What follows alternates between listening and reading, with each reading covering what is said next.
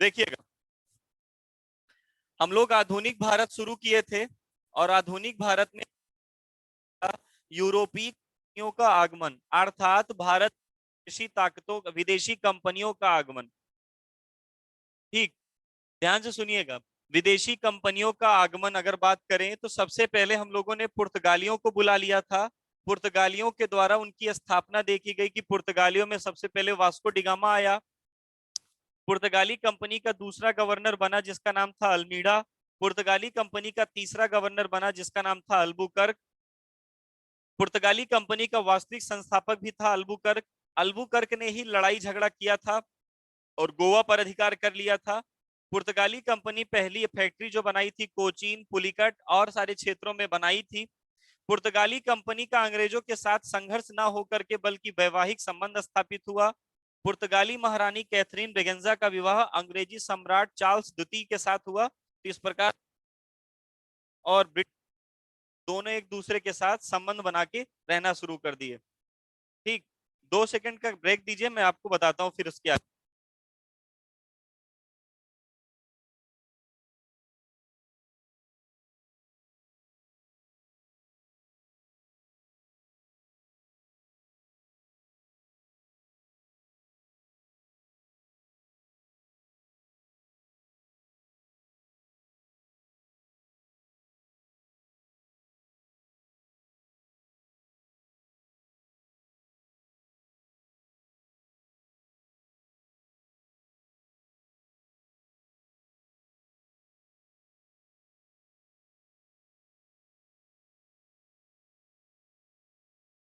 चलिए ध्यान से सुनिएगा, आवाज अब बढ़िया। ठीक, चलिए देखिएगा, फ्रांसीसी कंपनी हेडिंग बनी थी। हाँ वही हेडिंग, आज से वहीं से शुरू होगा, एकदम वहीं से शुरू होगा। पहले एक बार जल्दी जल्दी देख तो लें जो कल पढ़ा गया था। तो पुर्तगालियों के बारे में हमने जाना, पुर्तगालियों का अंग्रेजों के साथ विलय हो गया था। दूसरी कंपनी आई डचों की कंपनी। डचों ने अपनी पहली फैक्ट्री जो स्थापित की मसूलीपट्टनम, दूसरी सूरत, फिर विमलीपट्टनम और सारे क्षेत्रों में स्थापित की। और डचों का अंग्रेजों के साथ युद्ध हुआ और उस युद्ध का नाम था बेदरा का युद्ध और अंग्रेजी कंपनी में विलय हो गई। तीसरे नंबर पे आए अंग्रेज।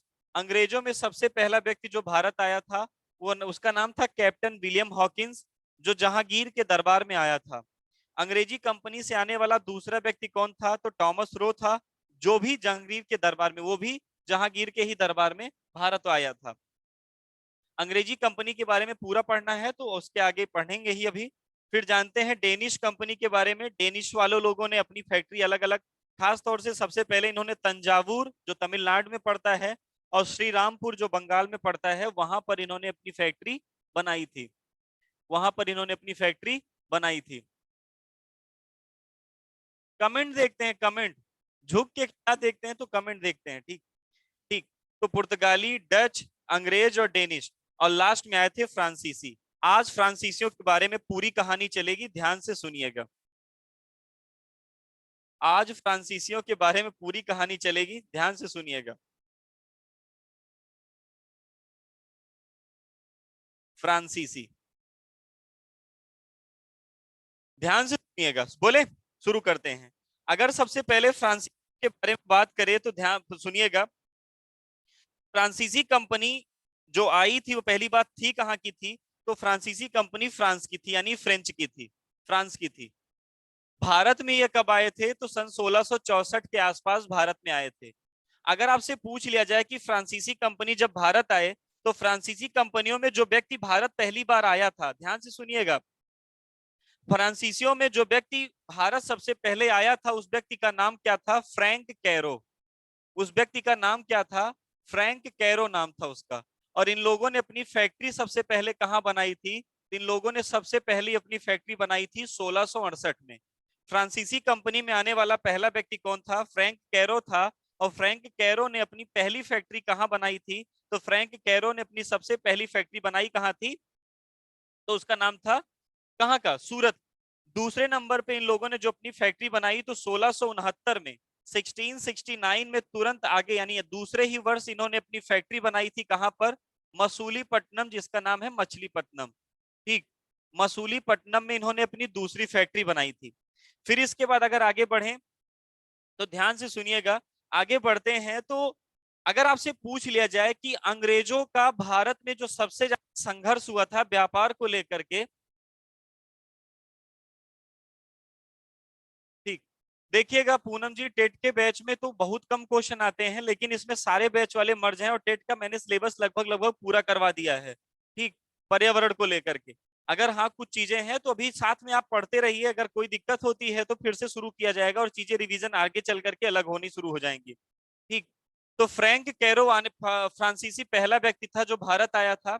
सबसे पहली बात अगर आप जान लीजिए तो इन्होंने अपनी पहली फैक्ट्री कहाँ बनाई थी, तो सूरत में बनाई थी। दूसरा क्वेश्चन आपसे पूछ लिया जाए कि मसूली दूसरी फैक्ट्री इन्होंने कहाँ बनाई थी, तो दूसरी फैक्ट्री इन्होंने बनाई थी मसूलीपट्टनम नामक स्थान पर।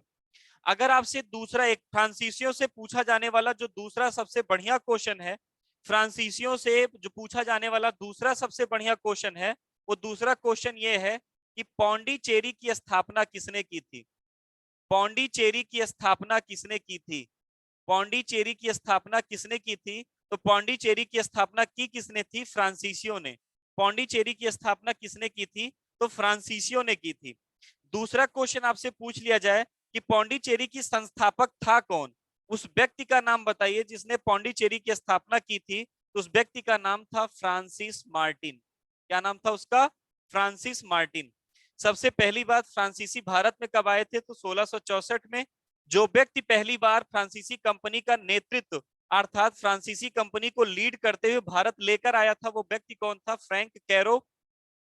फ्रांसीसी कंपनी जब भारत में अपनी जो पहली फैक्ट्री बनाई थी वो कहां पर बनाई थी, तो 1668 में सूरत में बनाई थी। ध्यान से सुनिएगा, 1668 में सूरत में बनाई थी। दूसरी फैक्ट्री कहां बनाई थी, मसूलीपट्टनम 1669 में बनाई थी। पौंडीचेरी का फाउंडर यानी पौंडीचेरी की स्थापना किसने की थी, तो पौंडीचेरी की स्थापना की किसने थी, फ्रांसीसी व्यक्ति ने की थी। दूसरा आपसे पूछ लिया जाए कि पौंडीचेरी का संस्थापक था कौन, तो पौंडीचेरी का संस्थापक कौन था, तो फ्रांसिस मार्टिन था। पौंडीचेरी के बारे में एक छोटी सी कहानी है, सुन लीजिए जल्दी से।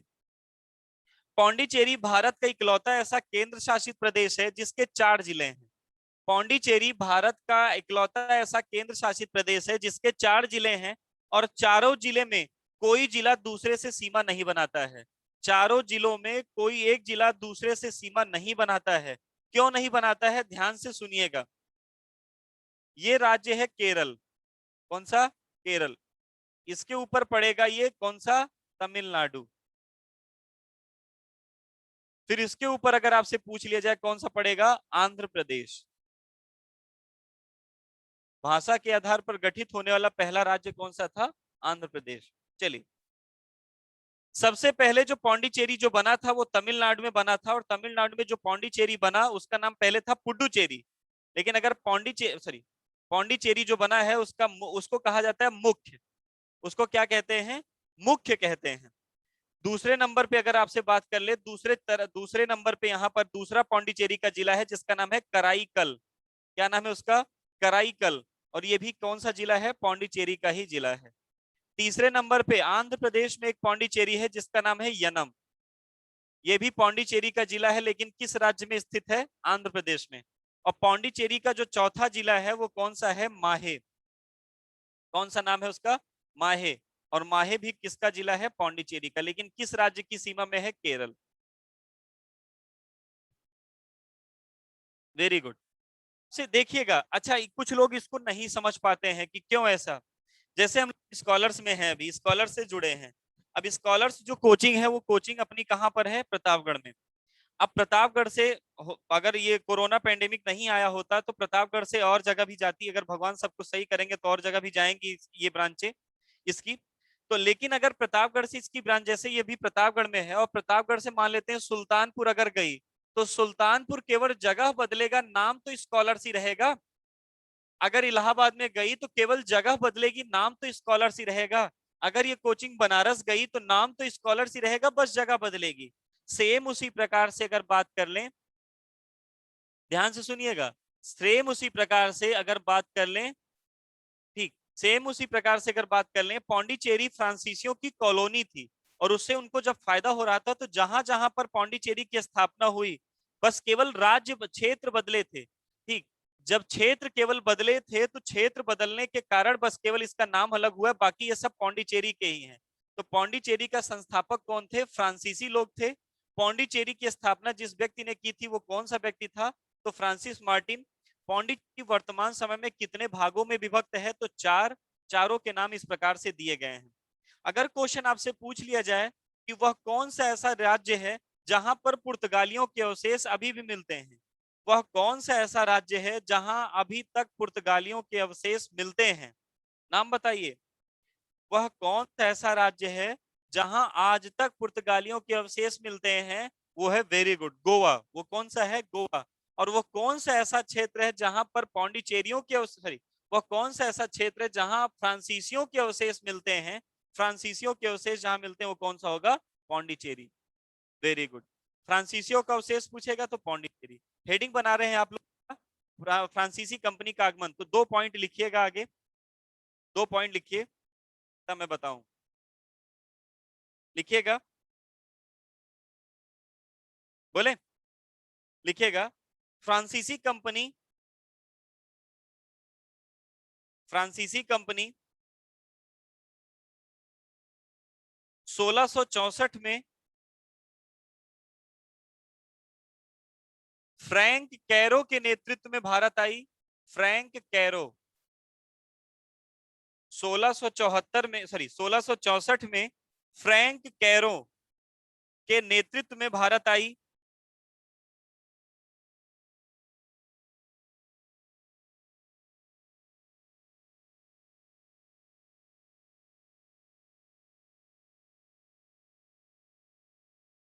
फ्रैंक कैरो के नेतृत्व में भारत आई। दूसरा पॉइंट लिखिएगा, दूसरा पॉइंट लिखिएगा। फ्रांसीसियों ने अपनी पहली फैक्ट्री ज्यादा पूछा जाता है सबका। फ्रांसीसियों ने अपनी पहली फैक्ट्री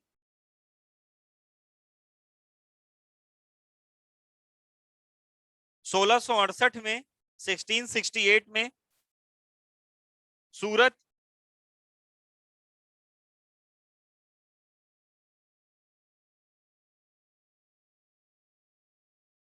सूरत तथा 1669 में मसूलीपट्टनम में स्थापित की।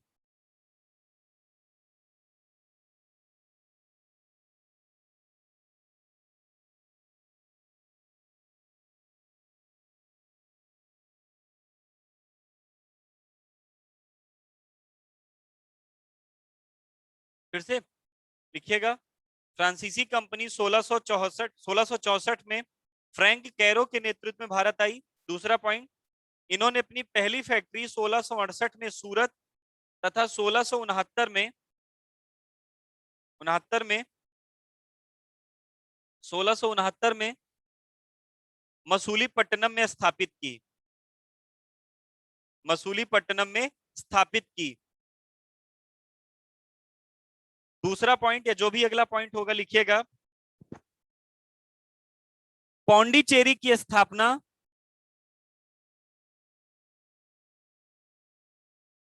पौंडीचेरी की स्थापना पौंडीचेरी की स्थापना फ्रांसिस मार्टिन ने सन 1674 में की थी। फ्रांसिस मार्टिन ने सन 1674 में की थी। फ्रांसिस मार्टिन ने सन 1674 में की थी।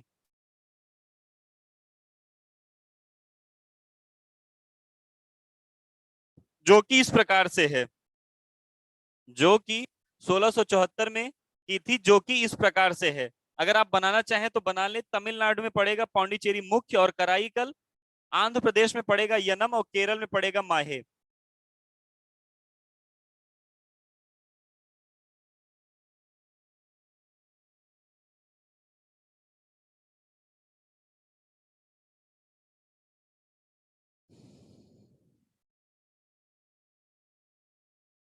लिखा सबने?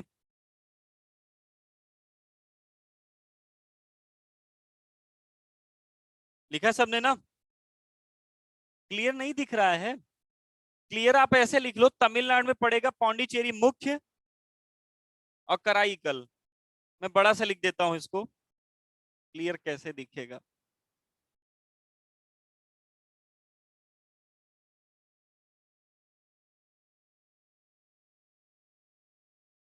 केरल, केरल में पड़ेगा माहे।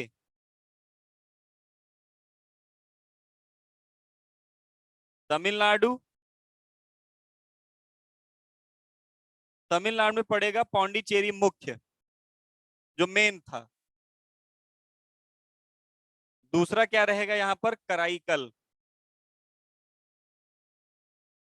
कराईकल ये भी है पौंडीचेरी का ही।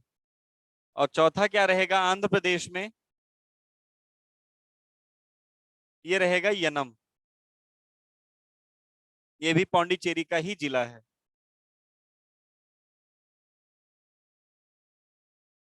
ये भी पौंडीचेरी का ही जिला है।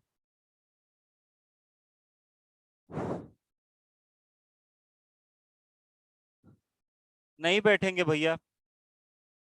ठीक, लिखा सबने?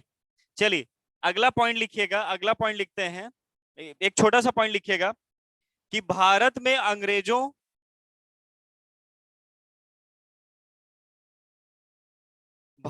अंग्रेजों का व्यापारिक क्षेत्र में सर्वाधिक विरोध। भारत में अंग्रेजों का, आज मजा आएगा, बस 5 मिनट और लिख लीजिए बस। भारत में अंग्रेजों का व्यापारिक क्षेत्र में सर्वाधिक विरोध। भारत में अंग्रेजों का व्यापारिक क्षेत्र में सर्वाधिक विरोध फ्रांसीसियों ने ही किया था। भारत में अंग्रेजों का व्यापारिक क्षेत्र में सर्वाधिक विरोध, व्यापारिक क्षेत्र में सर्वाधिक विरोध फ्रांसीसियों ने ही किया था।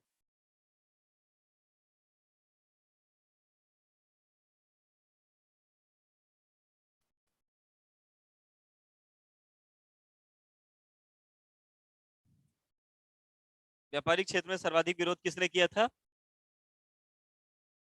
किसने किया था? फ्रांसीसियों ने किया था। ध्यान से सुनिएगा, अंग्रेजों और फ्रांस, अच्छा एक पॉइंट और फिर लिखिएगा, एक पॉइंट और छोटा सा बस, ये बोले पहला यूरोपीय व्यक्ति, ध्यान से सुनिएगा, पॉइंट लिखिएगा, पहला यूरोपीय व्यक्ति, पहला यूरोपीय व्यक्ति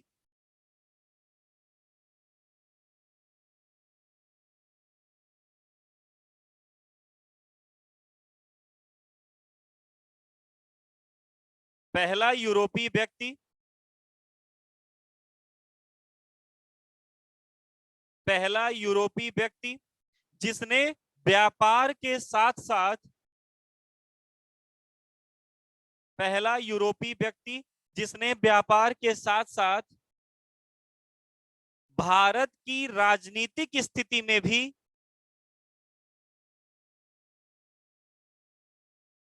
पहला यूरोपीय व्यक्ति जिसने व्यापार के साथ साथ भारत की राजनीतिक स्थिति में भी रुचि दिखाई थी,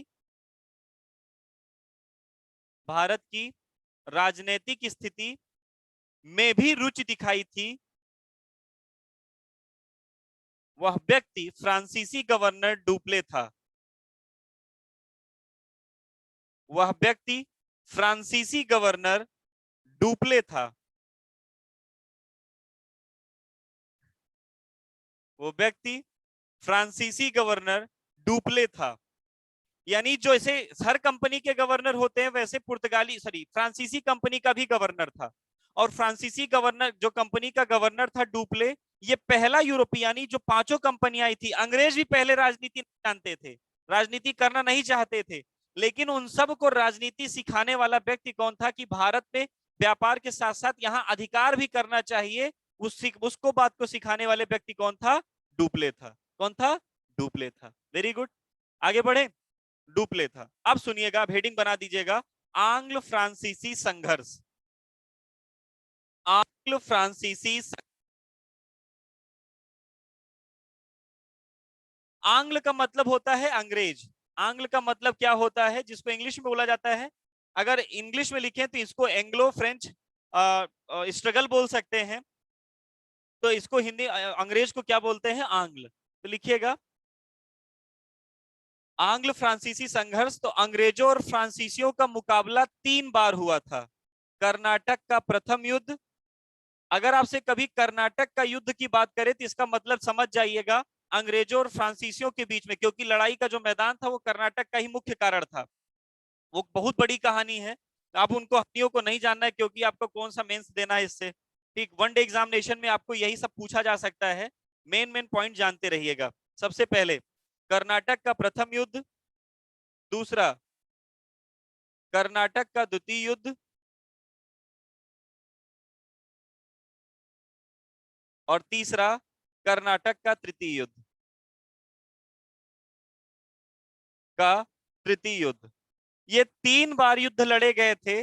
लड़ने क्या, 3 बार एक दूसरे के सामने आए थे, जिसमें से इनको अंग्रेजों और फ्रांसीसियों के बीच जो लड़ाई हुई थी, ध्यान से सुनिएगा, अंग्रेजों और फ्रांसीसियों के बीच में जो लड़ाई हुई थी उसको जिन नामों से जाना जाता है उन्हें कर्नाटक का प्रथम, कर्नाटक का द्वितीय और कर्नाटक का तृतीय युद्ध नाम दिया जाता है।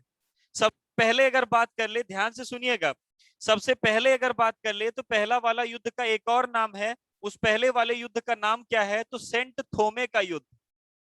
सेंट थोमे का युद्ध, आप मत लिखिएगा अभी, आप केवल देख लीजिए बस। दूसरे नंबर पे जो लड़ा गया था उसे कहा जाता है अंबूर का युद्ध। अंबूर का युद्ध। और तीसरे नंबर पे जो लड़ा गया था उसे कहा जाता है बॉन्डीवास का युद्ध। कौन सा, बॉन्डीवास का युद्ध। सबसे इंपॉर्टेंट यही है जो ज्यादा पेपर में पूछा जाता है, बॉन्डीवास का युद्ध। कर्नाटक के प्रथम युद्ध को जिस नाम से जानते हैं उसे कहा जाता है सेंट थोमे का युद्ध। कर्नाटक के, हाँ, कर्नाटक के दूसरे वाले युद्ध को क्या कहा जाता है, अंबूर का युद्ध। कर्नाटक के तीसरे वाले युद्ध को क्या कहा जाता है, बॉन्डीवास का युद्ध। पहले वाले का जो टाइम पीरियड है वो 1746 से 48, दूसरे वाले का टाइम पीरियड है 1749 से 1749 से लेकर के 1757, और तीसरे वाले का जो टाइम पीरियड है, पहले वाले का क्या है 46 से 48, दूसरे वाले का टाइम पीरियड क्या है 52, और तीसरे टाइम पीरियड है 57 से 63, 57 से 63। ये 3 बड़े युद्ध लड़े गए थे अंग्रेजों और किसके बीच में, फ्रांसीसियों के बीच में। वेरी गुड, मैं बता रहा हूं, हाँ वेरी गुड। 1746 से 48, 49 से 54, 57 से 63। जो पहला वाला युद्ध था उसमें दोनों लोगों की सेना यानी फ्रांसीसियों की सेना, अंग्रेजों की सेना एक दूसरे के सामने तो आई, लेकिन कुछ कारण थे जिन कारणों से युद्ध नहीं हुआ और एक संधि हुई थी, और उस संधि को कहा जाता है, सर कैसे लिखना मैं बोल रहा हूं भैया, मैं बोल रहा हूं उसको कैसे लिखना है मैं बोल रहा हूं, एक एक करके मैं बोलूंगा, पहले आप देख लो बस। जो पहला वाला युद्ध था वो युद्ध एक तरीके से दोनों की, अंग्रेजों की सेना इधर से फ्रांसीसियों की सेना एक दूसरे के आमने सामने तो आई, एक दूसरे के आमने सामने तो आई, लेकिन झगड़ा नहीं हुआ और एक संधि हुई थी, और उस संधि को क्या कहा जाता है, एक्स ला सेपल की संधि। एक्स ला शेपल की संधि। आपसे पूछ लिया जाए कर्नाटक का प्रथम युद्ध किस संधि के साथ समाप्त हुआ था, तो आप उत्तर क्या बताओगे, एक्स ला सेपल की संधि। दूसरा वाला युद्ध कर्नाटक का द्वितीय युद्ध, इसमें फिर सेना एक दूसरे के आमने सामने आई, लेकिन फिर किन्हीं कारणों से युद्ध नहीं हुआ था, और इसमें कौन सी संधि हुई थी, तो संधि को कहा जाता है पेरिस की संधि। कौन सी संधि हुई थी, पेरिस की संधि। पेरिस, पेरिस वहां वाला जो यूरोप महाद्वीप का पेरिस है। फिर तीसरा वाला युद्ध था, यही वो युद्ध था जिसमें फ्रांसीसी पराजित हुए, फ्रांसीसी पराजित हुए, और फ्रांसीसियों को पूरी सब कुछ इनको छोड़ के जाना पड़ा, और इसमें जो संधि हुई थी उस संधि को कहा जाता है पौंडीचेरी की संधि। अगर आपसे पूछ लिया जाए कि वह कौन सा युद्ध था जिससे फ्रांसीसी की संपूर्ण जो पकड़ थी, जो संपूर्ण व्यापार था वो सब छीन लिया गया, तो बांडीवास का युद्ध। और ये पूरी तरीके से बांडीवास का युद्ध लड़ा कब गया था, 1761 में, 1761, अंग्रेजों और फ्रांसीसियों के बीच में। मैं लिखवा रहा हूं, ठीक, वेरी गुड, सॉरी, हाँ उल्टा हो गया, उल्टा हो गया, पौंडीचेरी यहां रहेगा। राहुल भैया मैं फिर से बता रहा हूं पूरी बात, देखिएगा, अंग्रेजों और फ्रांसीसियों के बीच में, ध्यान से सुनिएगा, अंग्रेजों और फ्रांसीसियों के बीच में जो झगड़ा हुआ था, उस झगड़े को जिन युद्धों के नाम से जाना जाता है, उन नाम दिया गया है कर्नाटक का प्रथम युद्ध, कर्नाटक का सेकंड, कर्नाटक का थर्ड युद्ध। और इस कर्नाटक के प्रथम युद्ध को जिस उपनाम से जाना जाता है उसे कहा जाता है सेंट थोमे का युद्ध, जो हुआ कब था? 1746 से 48 के बीच में। बहुत बड़ी कहानी है, लेकिन शॉर्ट फॉर्म में आप ये जान लीजिए, दोनों लोगों की सेना, नहीं भाई सही है, सन में, सर सेकंड में सही है जो लिखा है। ठीक, आप देख लीजिएगा एक बार। ठीक, कर्नाटक का प्रथम युद्ध जो सेंट थोमे का युद्ध था, वो 1746 से 48 के बीच में हुआ। और ये युद्ध होने वाला था, दोनों लोगों की सेनाएं एक दूसरे के आमने सामने थी, लेकिन एक संधि हुई थी, जिस संधि से दोनों की सेना एक दूसरे से पीछे हट गई थी। और उस संधि का नाम क्या है? एक्स ला सेपल की संधि। लेकिन ये संधि ज्यादा दिन तक चली नहीं थी। कुछ समय के पश्चात ही दोनों के बीच में फिर से झगड़ा छिड़ गया, अंग्रेजों और फ्रांसीसियों के बीच में, और उसे नाम दिया गया कर्नाटक का द्वितीय युद्ध, जिसे अंबूर का युद्ध भी कहा जाता है, जो 1749 से लेकर के 54 तक चला था। ये युद्ध भी दोनों की सेना एक दूसरे के आमने सामने आई, लेकिन पौंडीचेरी का समर्पण कर दिया गया और इसमें एक संधि हुई थी, पौंडीचेरी की संधि, जिसमें ये युद्ध होने से बच गया। तीसरे नंबर पे जो आया था वो कर्नाटक का तृतीय युद्ध था।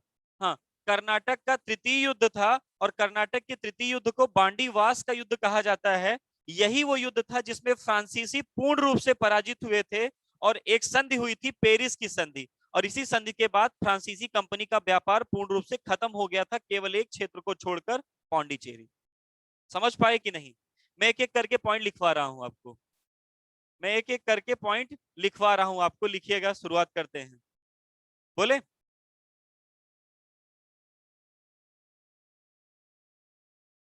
हेलो, शुरू करें?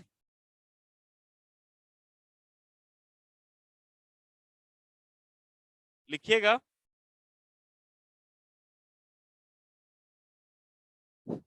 लिखिएगा। अंग्रेजों तथा फ्रांसीसियों के बीच में, अंग्रेजों तथा फ्रांसीसियों के मध्य जो संघर्ष हुआ था,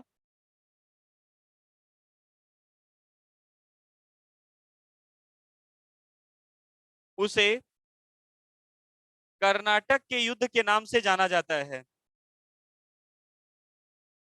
उसे कर्नाटक युद्ध के नाम से जाना जाता है। उसे कर्नाटक युद्ध के नाम से जाना जाता है। दूसरा पॉइंट लिखिएगा, कर्नाटक का प्रथम युद्ध। दूसरा लिखिएगा, कर्नाटक का प्रथम युद्ध। दूसरा पॉइंट बनाइएगा, कर्नाटक का प्रथम युद्ध।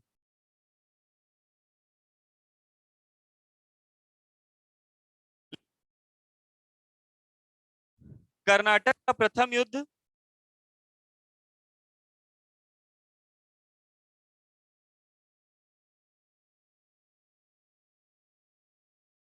कर्नाटक का प्रथम युद्ध, जिसे सेंट थोमे का युद्ध कहा जाता है,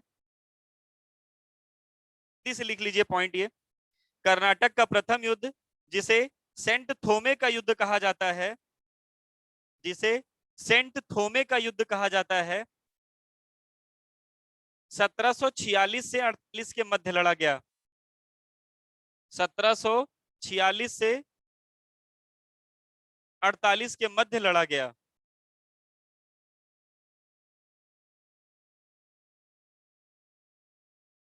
1746 से 48 के मध्य लड़ा गया। 1746 से 48 के मध्य, खत्म है, 1746 से 48 के मध्य लड़ा गया। बॉन्डीवास हुआ था 1761 में भैया, मुख्य रूप से था 1761। ठीक, 1746 से 48 के मध्य लड़ा गया, जो एक्स ला सेपल की संधि के साथ समाप्त हुआ था। जो एक्स ला सेपल की संधि के साथ समाप्त हुआ था। जो एक्स संधि के साथ समाप्त हुआ था। Very good. चलिए दूसरा पॉइंट लिखिएगा, कर्नाटक का द्वितीय युद्ध, कर्नाटक का सेकेंड वॉर, कर्नाटक का द्वितीय युद्ध,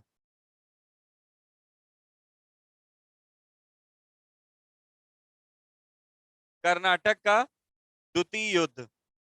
लिखिएगा इसमें एक लाइन लिखिए, इसे अंबूर का युद्ध भी कहा जाता है, इसे अंबूर का युद्ध भी कहा जाता है,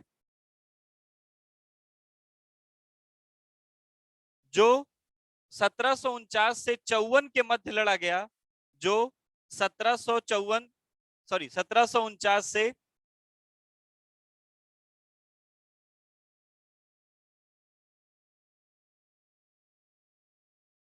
जो 1749 से 54 के मध्य लड़ा गया, जो 1749 से 54 के मध्य लड़ा गया, जिसमें अप्रत्यक्ष रूप से, जिसमें अप्रत्यक्ष रूप से, जिसमें अप्रत्यक्ष रूप से जगह का नाम था, ठीक ठीक, जिसमें अप्रत्यक्ष रूप से फ्रांसीसियों की हार हुई थी। अंबूर का युद्ध इसलिए कहा जाता है क्योंकि जगह का एक था, ठीक, जगह का नाम था वो, ठीक, अप्रत्यक्ष रूप से फ्रांसीसियों की हार हुई और पौंडीचेरी की संधि के साथ समाप्त हुआ।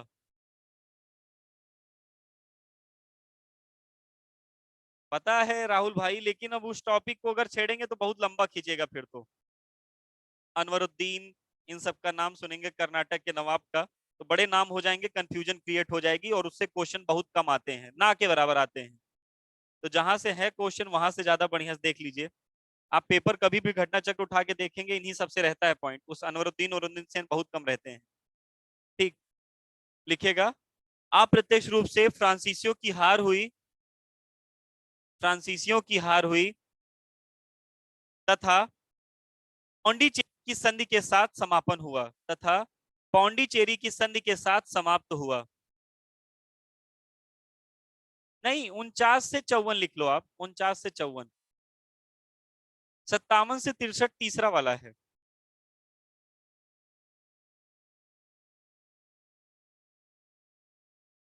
चलिए बोले, बोले ना। अप्रत्यक्ष का मतलब यह है कि पूरी तरीके से फ्रांसीसी नहीं हारे थे, लेकिन फ्रांसीसियों की जो शक्ति थी, फ्रांसीसियों की जो नींव थी, इस युद्ध में खत्म हो चुकी थी, दूसरे वाले में ही, तीसरे में पूर्ण खात्मा हो जाएगा। तीसरा लिखिएगा, कर्नाटक का तृतीय युद्ध, तीसरा लिखिएगा, कर्नाटक का तृतीय युद्ध, कर्नाटक का तृतीय युद्ध, third third war of Karnataka, या आंग्ल फ्रांसीसी तृतीय युद्ध, कुछ भी लिख सकते हैं। कर्नाटक का तृतीय युद्ध लिखिएगा, इसे बॉन्डीवास का युद्ध कहा जाता है, इसे बॉन्डीवास का युद्ध कहा जाता है,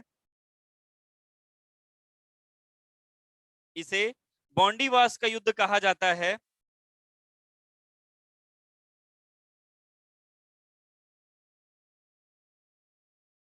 इसे बॉन्डीवास का युद्ध कहा जाता है,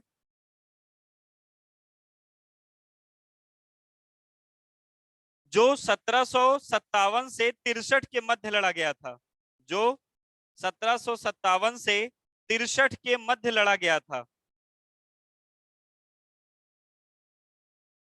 जो 1757 से 63 के मध्य लड़ा गया था।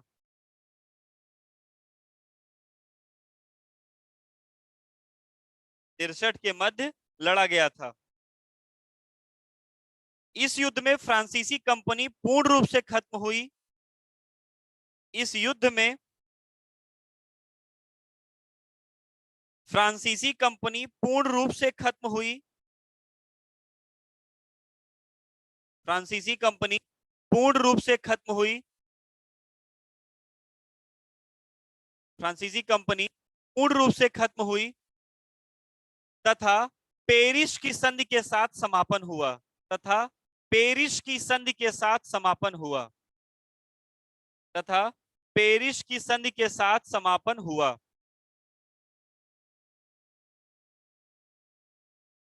तथा पेरिस की संधि के साथ समापन हुआ। पेरिस की संधि के साथ समापन हुआ। यानी जो पांचों कंपनियां आई थी, पांचों में 56 की 57, एकदम सही जो मैं बोल रहा हूँ आकाश भाई वही लिख लो। ठीक, गलत नहीं बताऊंगा सन को लेकर के। ठीक, अलग अलग बुक में अलग अलग दिया रहता है, सन को लेकर के थोड़े डिस्प्यूट हैं हिस्ट्री में, लेकिन मुख्य रूप से यही है, 57 से 63 का ब्रेक था बीच में। ठीक, हाँ 57 ही था भाई। तो लिखिएगा जल्दी जल्दी। हो गया, देखिएगा, पुर्तगाली आए अंग्रेजों के साथ विलय हो गया, डच आए अंग्रेजों के साथ विलय हो गया, डेनिश आए अंग्रेजों के साथ विलय हो गया, फ्रांसीसी आए अंग्रेजों के साथ विलय हो गया। तो बची इकलौती कौन सी कंपनी? अंग्रेजी कंपनी। और अंग्रेजी कंपनी अब जो करना चाहेगी वो करेगी। ध्यान से सुनिएगा। और क्या चाहती थी ब्रिटिश कंपनी? अब कुछ लिखना नहीं आपको, पर 5-10 मिनट केवल सुनिएगा।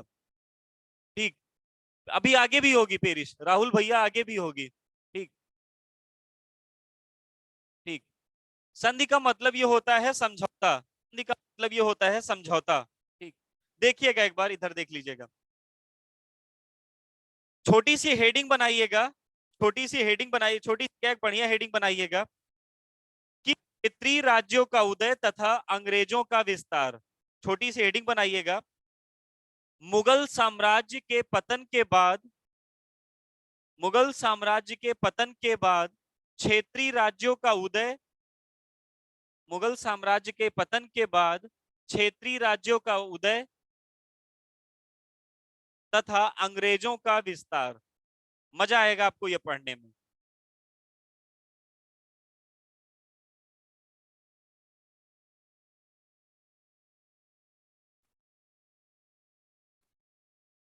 मुगल साम्राज्य के पतन के बाद क्षेत्रीय राज्यों का उदय तथा अंग्रेजों का विस्तार, तथा अंग्रेजों का विस्तार, अंग्रेजों का विस्तार। मुगल साम्राज्य के पतन के बाद, मुगल साम्राज्य के पतन के कारण, ऐसे हाँ पतन के बाद ही लिखिए, मुगल साम्राज्य के पतन के बाद क्षेत्रीय राज्यों का उदय व उनका व अंग्रेजों का विस्तार। सुनिएगा मजा आएगा। अंग्रेजों का विस्तार, हाँ यही रहेगा, अंग्रेजों का विस्तार। ध्यान से सुनिएगा कैसे विस्तार हुआ था, पूरी कहानी। पहला मुगल सम्राट, जल्दी जल्दी जिनको ना पता हो मुगल सम्राटों का क्रम जान पहले, क्योंकि उनका काम पड़ेगा भी। ध्यान से सुनिएगा, मैं एक एक करके सबके बारे में बोल रहा हूं। सबसे पहले कौन थे? बाबर। पहला, सबसे पहला कौन था? बाबर, जो 1526 से कब तक था? 1530। दूसरे नंबर पे कौन थे? हुमायूं। हुमायूं का टाइम पीरियड क्या है? तो हुमायूं के दो टाइम पीरियड हैं, एक बार जब भगा दिया गया था बीच से, वो वाला है। ठीक, पहले है 1530 से लेकर के 40, और दूसरा है 1555 से लेकर के 56 तक। और ये जो 40 से 55 तक का गैप है, वो जो 40 से लेकर के 55 तक का गैप है, वो 55 तक का गैप कहलाता है सूरी वंश। वो 40 से लेकर 55 तक का जो गैप है वो फिर इसके बाद तीसरे नंबर पे जो थे वो अकबर। अकबर का टाइम पीरियड है 1556 से लेकर के 1605। फिर इसके बाद है जहांगीर। जहांगीर का जो टाइम पीरियड है 1605 से लेकर के 1627। काम पड़ेगा इसलिए मैं लिखवा रहा हूं, ध्यान से सुनिएगा, काम पड़ेगा इसलिए मैं लिखवा रहा हूं या बोल रहा हूं, धीरे धीरे बोल रहा हूं। आप लोग अगर चाहे तो कहीं पीछे बैक साइड एक क्रम लिख डालिए सबका, जितने मुगल राजा गद्दी पर बैठे थे सबका नाम सीक्वेंस से, क्योंकि कई का सीक्वेंस ही केवल दे देता है लास्ट वाले जो हैं। ठीक, पांचवें नंबर पे अगर बात कर ले, पांचवें नंबर पे था शाहजहां। पांचवें नंबर पे कौन था? शाहजहां, 1627 से लेकर के 1657। और छठे नंबर पे है औरंगजेब, जिसको आलमगीर भी कहा जाता है, औरंगजेब या आलमगीर प्रथम। औरंगजेब या आलमगीर प्रथम 1657 से लेकर के 1707।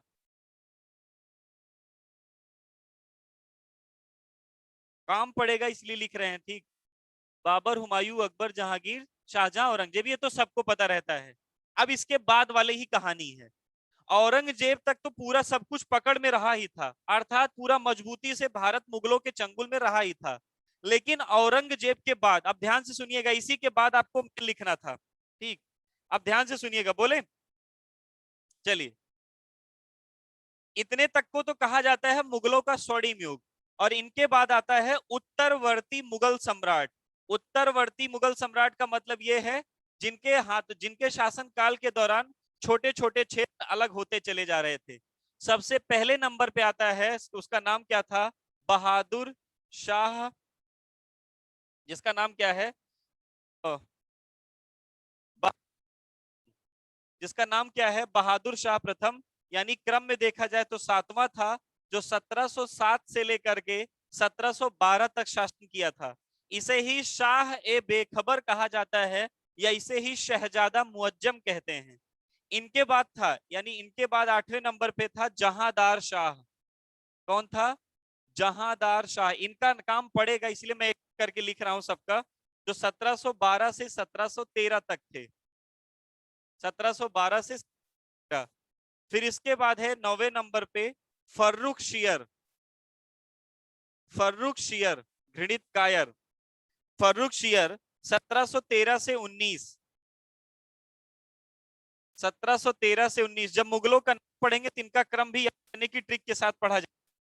फिर इसके बाद है 10वें नंबर पे मोहम्मद शाह रंगीला, मोहम्मद शाह 1719 से लेकर के 1748 तक, 48।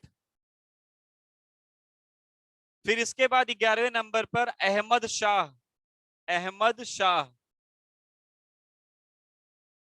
54, 1748 से 1754 तक। आलमगीर द्वितीय, आलमगीर सेकंड, आलमगीर सेकंड, और इनका, इसका टाइम पीरियड है 1754 से लेकर के 1754 से लेकर के 1759, 59। फिर 12वें नंबर पे, सॉरी 13वें नंबर पे है शाह आलम द्वितीय, शाह आलम सेकंड 1759 से लेकर के 1808। फिर इसके बाद है अकबर सेकंड, अकबर द्वितीय 1808 से लेकर के 1837। और उसके बाद अगर बात कर ले तो बहादुर शाह द्वितीय, जिनको जफर कहते हैं, बहादुर शाह द्वितीय, जिसको बहादुर शाह जफर भी कहा जाता है, 1837 से लेकर के 1857। ठीक सर, सबको स्टार, सबको, सबका स्टार कोई ना कोई होता है, बट मेरे स्टार आप हैं। अरे बाप रे, वाह रे राहुल शुक्ला जी। ठीक, हाँ बोल कर लिखवा देंगे, ठीक, Bahadur Shah second. Thank you Rahul भाई। ठीक, सबसे पहले अगर बात करें, ध्यान से सुनिएगा, इनका काम क्या पड़ेगा, एक एक करके ध्यान से सुनिएगा, मजा क्या आएगी, यहीं से शुरुआत करते हैं। जब तक औरंगजेब का टाइम पीरियड था, ध्यान से सुनिएगा, यहीं से आपको पूरा पता चलेगा। जब तक औरंगजेब का टाइम पीरियड था, तब तक डरा करके, धमका करके, किसी न किसी माध्यम से सबको एक किया गया था। लेकिन जैसे ही औरंगजेब खत्म हुआ, जैसे ही औरंगजेब की मृत्यु हुई, वैसे ही ये राजा जब गद्दी पर बैठना शुरू किए, देखिए 4-4 साल, 3-3 साल, 2-2 साल, 1-1 साल, ऐसे करके इनका क्रम है। आप बताओ, जब मेन सत्ता पर जो दिल्ली की कुर्सी है, जब दिल्ली की कुर्सी पर ही राजा फिक्स नहीं होगा, तो जो छोटे छोटे राज्य हैं, जो छोटे छोटे क्षेत्र हैं, क्या वो, जैसे अभी देखिएगा, मीडिया है, मीडिया के बाद पुलिस है, लॉ एंड ऑर्डर है, संविधान है, तब दिल्ली से, अगर दिल्ली से कोई बात चलती है तो सभी राज्य उसको फॉलो करते हैं, और कुछ राज्य नहीं भी फॉलो करते हैं। लेकिन पहले संविधान नहीं था, पहले जोर जबरदस्ती के कारण लोगों को मिलाया गया था। अब बताओ, दिल्ली की कुर्सी पर लगातार हलचल बनी रहेगी तो क्या दूर दराज एरिया में जो राजा गद्दी पर बैठा रहा होगा, क्या उसके ऊपर उतनी बढ़िया पकड़ बन पाएगी? कभी नहीं बन पाएगी। सर, हुमायूं का ईयर 2 बार है, हुमायूं का ईयर 2 बार है। पहला ईयर है 1530 से 40 और दूसरा है 1555 से 56। अभिषेक भैया ये नहीं है, पहला है 30 से 40 और दूसरा है 55 से 56। 40 से 55 तो सूरी का टाइम पीरियड है। ठीक, ध्यान से सुनिएगा, एक बार इधर देखिएगा। जैसे दिल्ली से, अब दिल्ली में कोई राजा गद्दी पर बैठा है, उसने किया क्या कि मैसूर ये है, मराठा ये है, बंगाल ये है, अवध ये है, इधर मुल्तान और मुल्तान पेशावर का क्षेत्र ये है। तो राजा यहां पर बैठा रहता था और राजा जगह जगह पर टैक्स वसूली करने के लिए छोटे छोटे व्यक्तियों को नियुक्ति किया करता था, जिन्हें दीवान कह सकते हो, जिन्हें वसूली करने वाला व्यक्ति कहा जा सकता है। लेकिन जब तक राजा मजबूत था तब तक ये लोग सही टाइम पे पैसा भेजते रहते थे। लेकिन जैसे ही राजा लगातार बदलते चले गए, राजा कमजोर होते चले गए, जो छोटे छोटे व्यक्ति यहाँ पर शासन कर रहे थे, जो पैसा वसूल रहे थे, वही लोग खुद को राजा मानने लगे। जैसे अगर बात कर ले, ध्यान से सुनिएगा सर, 8 नंबर पे कौन है? 8 नंबर पे जहांदार शाह है, 8 नंबर पे जहांदार शाह, 9 नंबर पे फर्रुख शियर, 10 नंबर पे मोहम्मद शाह, 11 पे अहमद शाह। मोहम्मद बहादुर शाह द्वितीय का टाइम पीरियड है 1837 से 57। वही 1857 के बाद विद्रोह के बाद इसको भगा दिया गया था और 1862 में इसकी मृत्यु हुई थी रंगून में, म्यांमार में। 1862 में इसकी मृत्यु कहां हुई थी? म्यांमार में। आपसे क्वेश्चन बनता है, कितने मुगल सम्राट हैं जिनका मकबरा भारत में नहीं है? कितने ऐसे मुगल सम्राट हैं जिनका मकबरा भारत में नहीं है? कोई बता दे। प्रियंका जी अगर हो तो बताएं, कोई और हो। ठीक, 2 3, 2 3, अरे 2 2 4, अंजलि जी 3, मधु, वेरी गुड। 3 लोग ऐसे हैं, 3 लोग ऐसे हैं जिनका मकबरा, 3 ऐसे मुगल सम्राट हैं जिनका मकबरा भारत के बाहर है। सबसे पहले बाबर का, दूसरा जहांगीर का, तीसरा बहादुर शाह जफर का। यही 3 लोग हैं, बाबर, जहांगीर और बहादुर शाह जफर। इन 3 का मकबरा भारत के बाहर है, बाकी सब का मकबरा भारत में ही है। समझ पा रहे हैं? तो चलिए ध्यान से सुनिएगा। तो जब मुगल सम्राट कमजोर होते चले गए तो छोटे छोटे राजा अपना अपना राज्य अलग अलग करना शुरू कर दिए। जैसे बंगाल ये वाला राज्य था, और सबसे पहले अलग कौन हुआ था? बंगाल ही अलग हुआ था। बंगाल को अलग करने का श्रेय किसको दिया जाता है? मुर्शीद कुली खां। बंगाल को किसने अलग किया था? मुर्शीद कुली खां ने अलग किया था। कोई लिखेगा नहीं, एक बार बोर्ड पे देखते रहिएगा, मजा आएगा। मकबरा मतलब सर, बहुत बढ़िया अभिषेक भाई, मकबरा का मतलब होता है जहां उनको दफनाया जाता है। ठीक, आप इतने अच्छे कैसे हैं? ठीक, ध्यान से सुनिएगा। कब्र, हाँ वही टॉम्ब, वेरी गुड। अच्छा, इंग्लिश मीडियम हो सकता है, हाँ ठीक। तो बंगाल को किसने अलग किया था मुगलों से? यानी मुगलों से अलग होकर के बंगाल की स्थापना की मुर्शीद कुली खां ने। फिर ये है मैसूर, ध्यान से देखिएगा, ये है मैसूर। मैसूर को किसने अलग करवाया? मैसूर को करवाया हैदर अली। किसने? हैदर अली। ये है मराठा, मराठों को किसने अलग करवाया? शिवाजी।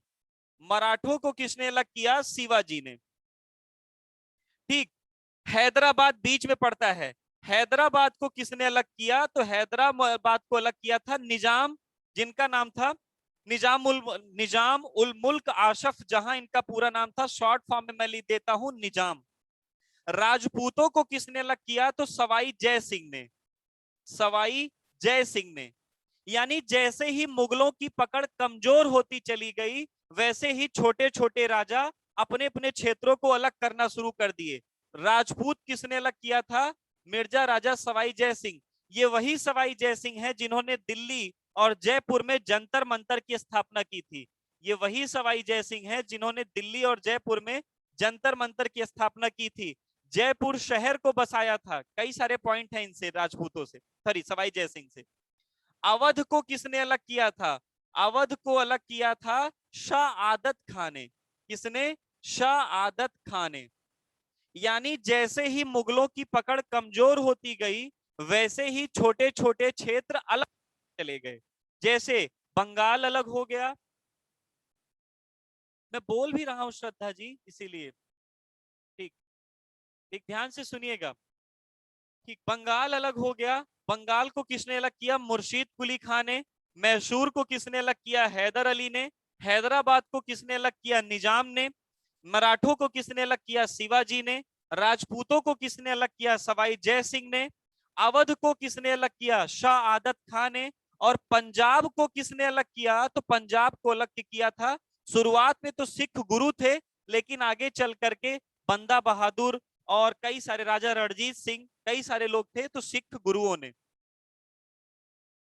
यानी जो क्षेत्र पहले किसी न किसी माध्यम से पूरे, हाँ मैं बोल भी रहा हूँ श्रद्धा जी इसीलिए, पहले जो पूरा भारत था, वो पूरा भारत जो पहले मुगलों के चंगुल में था, जैसे ही मुगलों की पकड़ कमजोर होती चली गई, जैसे ही मुगलों की पकड़ कमजोर होती चली गई, वैसे ही छोटे छोटे राज्य अलग होना शुरू कर दिए।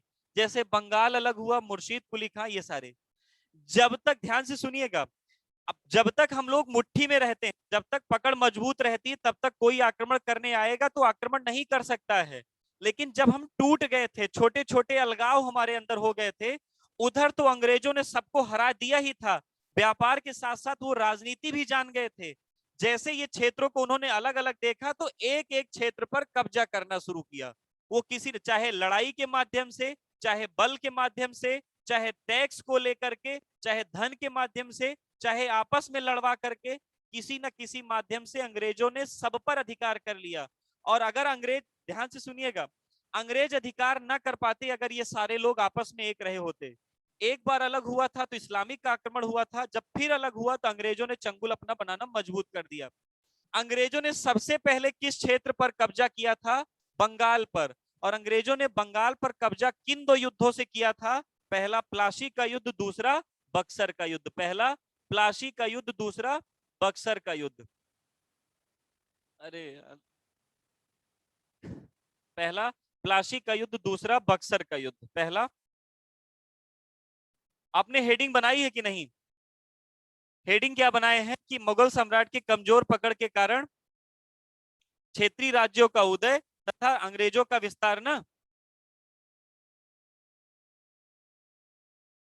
देखिए, कोई सिख गुरु पहले, अगर सिख गुरु जो थे पहले धार्मिक थे, चाहे वो गुरु नानक जी हो, चाहे गुरु अंगद जी हो, चाहे अमरदास हो, रामदास हो, गुरु अर्जुन देव हो, गुरु हर गोविंद हो, गुरु हर राय हो, गुरु हर किशन हो, गुरु तेग बहादुर हो, या गुरु गोविंद सिंह हो, इन सब लोगों ने केवल धर्म को बताया था कि धर्म क्या होता है, सिख कौन होगा। राजनैतिक रूप से जो सिखों की शुरुआत की थी, वो बंदा बहादुर ने की थी। बंदा बहादुर, जिनको लक्षण देव के नाम से भी जाना जाता है, या गुरुबख्श सिंह कहते हैं उनको।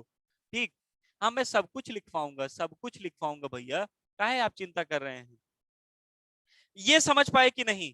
जो मुगलों की कमजोर पकड़ थी, यानी जो राजा लगातार बदल रहे थे, जो छोटे छोटे राज्य अलग हुए, ये राज्य समझ पाए कि नहीं आप? ठीक,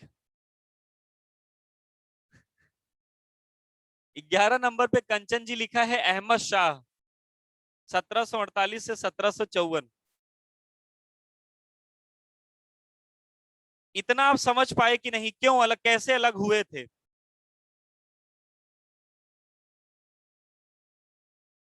सभी लोग बताएं कि मुगल सम्राट की जो कमजोर पकड़ थी। 14 नंबर पे क्या लिखा गया? तो 14 नंबर पे अकबर सेकंड। ये अकबर सेकंड वही व्यक्ति हैं जिन्होंने राजा राम मोहन राय को राजा की उपाधि दी थी। इतनी बात आप समझ पाए कि नहीं, पहली बात ये बताइए। हाँ लिखवा दीजिए, लिखवाएंगे प्रशांत सिंह, लिखवाएंगे लिखवाएंगे। मुगलों की कमजोर पकड़ के कारण जो क्षेत्रीय राज्य अलग हुए थे, 12 नंबर पे कौन लिखा गया? आलमगीर सेकंड। आलमगीर सेकंड।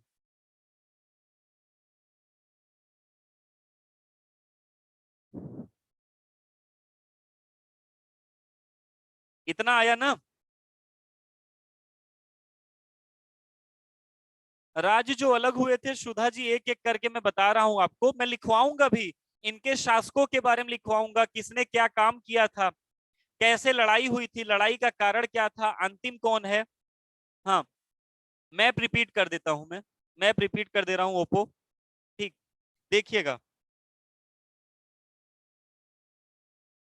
इधर देख लीजिए, मैं रफ करके एक बार फिर से रिपीट, क्योंकि अगर आप ऐसे समझोगे तो कहानी नहीं पढ़नी पड़ेगी, मजा आएगा ऐसे ही समझने में, क्योंकि आप सब लोग जानते हो एक छोटी छोटी बातों के बारे में, और अपने ऊपर प्रैक्टिकल करेंगे तो समझ में भी आएगा। देखिएगा, अब मेन जो पावर था, जैसे मेन घर का जो मुखिया था, वो पूरे भारत का मुखिया कौन था? मुगल लोग थे। पूरे भारत का जो मुखिया था, वो मुखिया कौन था? मुगल लोग थे। पूरे भारत का मुखिया कौन था? वो मुगल लोग थे।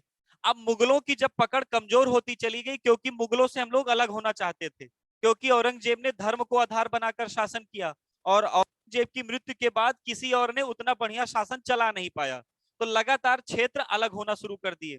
अलग होने में सबसे पहला क्रम किसका आया था? तो जो यहाँ पर एरिया पड़ेगा, अगर आपको मैप पता होगा तो यहाँ पर एरिया किसका पड़ेगा? बंगाल का। यहाँ पर एरिया किसका पड़ेगा? बंगाल का। और बंगाल को किसने अलग करवाया था? बंगाल को किसने सबसे पहले अलग करवाया था? मुर्शीद कुली खान ने। बंगाल को सबसे पहले किसने अलग करवाया? मुर्शीद कुली खान ने। जो अपना अपना उत्तर प्रदेश था, इस अपने उत्तर प्रदेश को किसने अलग करवाया था? तो शाह आदत खान ने। इस उत्तर प्रदेश का पुराना नाम क्या था? अवध। और इस अवध को किसने अलग करवाया था? शाह आदत खान ने। फिर ये राजपूत क्षेत्र था, राजपूतों को किसने अलग करवाया था? तो राजपूतों को अलग करवाया था मिर्जा राजा सवाई जय सिंह ने। राजपूतों को किसने अलग किया था? सवाई जय सिंह ने। पंजाब को किसने अलग करवाया था, या अलग करवाने का जिम्मा किसने लिया था? सिख गुरुओं ने। मराठा क्षेत्र को शुरुआत करवाई थी शिवाजी ने, आगे चल करके पेशवाओं का शासन हो गया था तो मराठा भी अलग हो गए। ये जो हैदराबाद था, हैदराबाद को किसने अलग करवाया था? तो हैदराबाद को अलग करवाया था निजाम ने। इधर जो मैसूर था, मैसूर को किसने अलग करवाया था? तो मैसूर को अलग करवाया था हैदर अली ने। हैदर अली ने। फिर ये जो सारे क्षेत्र जब अलग होते चले गए, तो जब तक इनके राजा पावरफुल रहे तब तक तो ठीक रहा। आगे चल करके जब कमजोर पकड़ हुई, कमजोर पकड़ होने के बाद किसने कब्जा कर लिया? अंग्रेजों ने। जैसे ही वो राजा मरा, जिस राजा ने स्थापना करवाई थी या जो प्रतापी था तब तक था, तब तक तो ठीक था। जैसे ही कोई कमजोर शासक बैठा, वैसे अंग्रेजों ने उस पर अधिकार कर लिया। यानी अलग तो हुए मुगलों से ताकि हम स्वतंत्र रह सके, लेकिन बेचारे आगे चल करके किससे जाकर के मिल गए? मिलने का मतलब किसने इन पर कब्जा कर लिया? अंग्रेजों ने। इतनी बात समझ पाए कि नहीं? आपके पास चाहे यहाँ स्कॉलर्स की जो बुक दी गई है, वो चाहे वो बुक पढ़िए, क्योंकि बिना बुक पढ़े आएंगे तो कहानी नहीं समझ में आएगी। बुक पढ़ के आएंगे तो बहुत मजा आएगा सुनने में, क्योंकि बहुत सारे ऐसे लोग हैं जिन्होंने हिस्ट्री, अच्छा जिन्होंने पहले पढ़ी है हिस्ट्री, क्या उनको समझ में, उनको अच्छा लग रहा है कि नहीं? समझ में आ रहा है कि नहीं आप? अरे बुक नहीं मिली है तो कोई भी आप ले लीजिए, लूसेंट हो लूसेंट ले लीजिए, कुछ भी ले लीजिए। ठीक।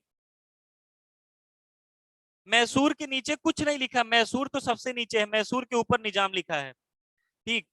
आ रहा होगा समझ में, क्योंकि अगर आप ऐसे पढ़ोगे बड़ा मजा आएगा आपको समझने में भी। एक बस बुक जरूर रखिए अपने पास, और उस बुक से एक बार रफली ही पढ़ ले जाइए। लूसेंट यहाँ तक की सबके पास होगी, लूसेंट है, यूनिक है, ठीक, किरण की है, कोई भी वाली बुक हो, आप उसको एक बार रखेंगे तो आप अपने पास बहुत अच्छा हो जाएगा। घटना हो वही देख लीजिएगा, बहुत मजा आएगा आपको। ये छोटे छोटे क्षेत्र अलग हुए मुगलों से, लेकिन आगे चल करके जाकर किसमें? अंग्रेजों में। अंग्रेजों से मिल गए थे। चलिए अच्छा,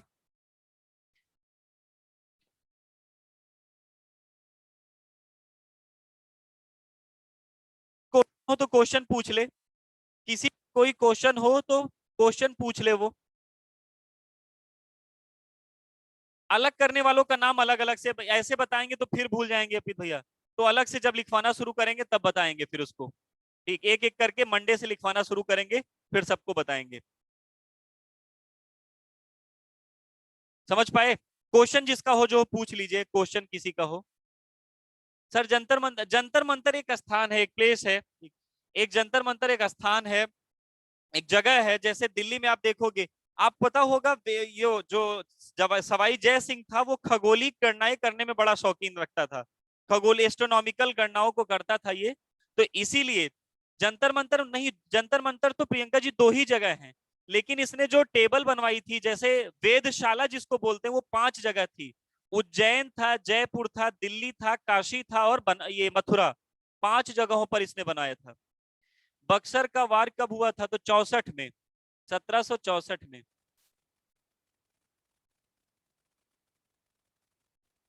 समझ पाए? हाँ, वेधशाला 5 थी। जयपुर में है और दिल्ली में है जंतर मंतर। समझ पाए?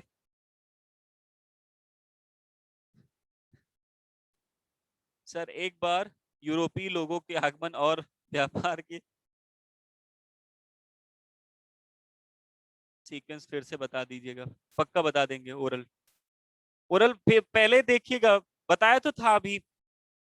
सबसे पहले पुर्तगाली, पुर्तगाली के बाद डच, डच के बाद, ठीक, डच के बाद अंग्रेज, अंग्रेज के बाद डेनिश, डेनिश के बाद फिर फ्रांसीसी, ऐसे थे। 4 5 6 क्या बोले थे? इसके 4 5 6 में सबसे पहले बाबर, बाबर के बाद हुमायूं, हुमायूं के बाद अकबर, चौथे नंबर पे जहांगीर, पांचवें नंबर पे शाहजहां और छठे नंबर पे औरंगजेब। सातवें से बोर्ड पे लिखा है बहादुर शाह प्रथम, Jahandar Shah, फर्रुखशियर, Mohammad Shah, Ahmad Shah, Alamgir second, Shah Alam second, Akbar second, बहादुर शाह सेकंड।